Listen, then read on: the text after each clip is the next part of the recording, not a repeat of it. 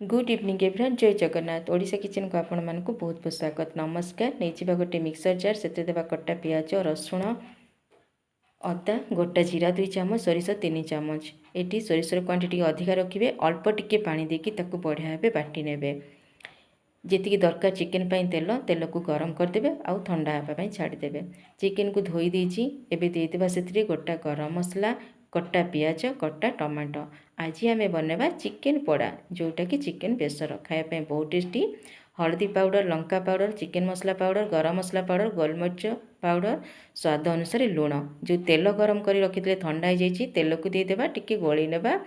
एबे देदेबा मसला बटा 3 चामच बड़ चामच भरी भरिकी देछि। मसलार क्वांटिटी टिके अधिका रहिबो ताले टेस्ट लागिबो। बढ़िया भाव हाथ में मंथी मंथी गोलेबे।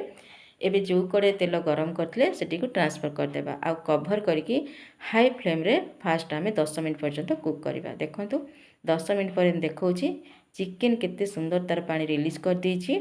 एबे आउ थे कभर करदेबा पुणी 10 मिनट पर्यंत कुक करवा। देखो चिकेन कषि ही आसलानी आउ पानी भी धीरे धीरे सुखी आछि। आउ टिके कभर करदेबा पानी सुखिया पर्यंत ताकू कषि नेबा। देखो आ 5 मिनट पर मुझे देखा चिकेन बढ़िया भाव कषि हो जाइए। पानी भी सुखी जाइए आउ कलर केते सुंदर देखा। एबे देदेबा से गरम पानी भल भाव गोली नेबा आउ कंचा लंका 4-5टा देवा। जदि घरे छोट छुआ अच्छा ताले लंका को स्किप करदेबे।